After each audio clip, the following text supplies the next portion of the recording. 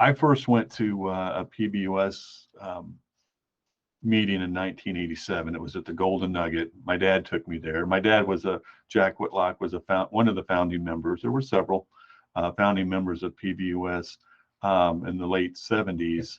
And but I got in bail in 1982, but my first opportunity to go to a PBUS meeting, conference was in Las Vegas in 1987. And that was a great experience. I remember my dad sitting in one of the bars, and the people that were around that long time knows that bar that was there. I don't even know what the bar's name was now, but that's where people would gather after the meeting. And my dad, when we first got there, he said, "Okay, I want you to keep your mouth shut and your ears open, and actually try to to learn something while you're here." And that's what I did. So there was people like Buffy Osty and Jim Fitzgerald and Cal Menard but a lot of old timers that were my age back then that you really just sit down and have conversations with and just kind of learn information from. And I didn't know, even after 5 years, you think you know something, but you really don't know anything. Even 5 years in this business, it really takes a while to just come across every, more and more scenarios and situations and how you have to resolve them. And PBUS was just something that it was I found interesting, and because you're just getting agents in from all over the country. And as someone that is a national insurance rep for bail bonds, we operate nationally. So it was really helpful to me to talk to other people from other states and get to know them individually, but also develop contacts. Even your dad, Jim, in Hawaii, which we go way back with, always someone that I've looked up to and received a lot of good information and guidance from Jim. But there's just so many to count across the country. And as I was going to PBUS, I just started getting more into it. I took the CBA courses and got my CBA certificates and classes. And then I started becoming an instructor. So I'm instructing the classes. Then I got my master's, I guess, the certified bail agents, the master class, or master certified bail agent certificate, I think is what they call it. Mm-hmm. So I got that back in 2009.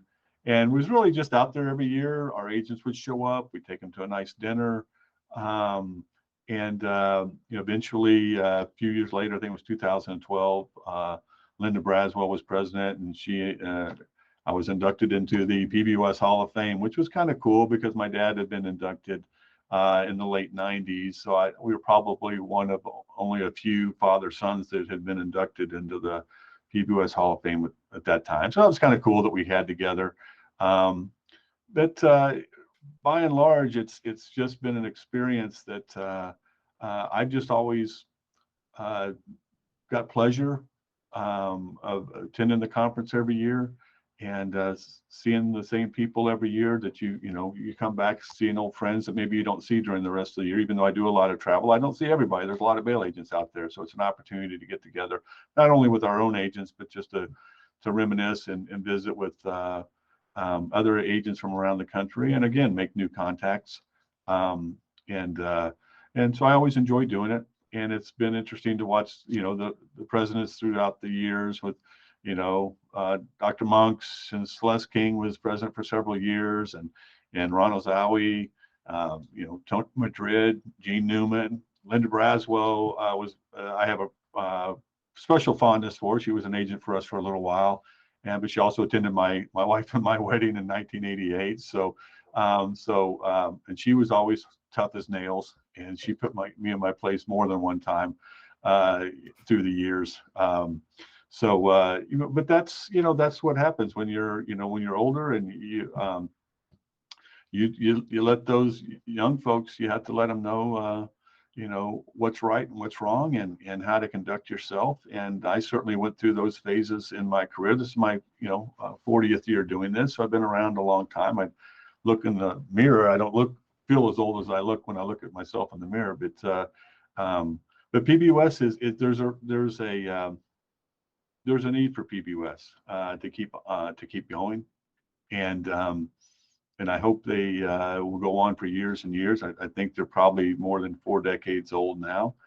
They serve a purpose for fellowship, for networking, spreading information, educating, and I think they're an organization that should continue to be supported, not only by bail agents, but the surety companies to the extent possible. It is a bail agent organization, so it's generally should be funded through membership and funded through the classes and the things that they hold. So, but surety companies can come in from time to time and help sponsor some stuff. I mean, we have agents there, so that I'll get asked from time to time is, why are you going to PBUS, or why are you going to this association or that association meeting?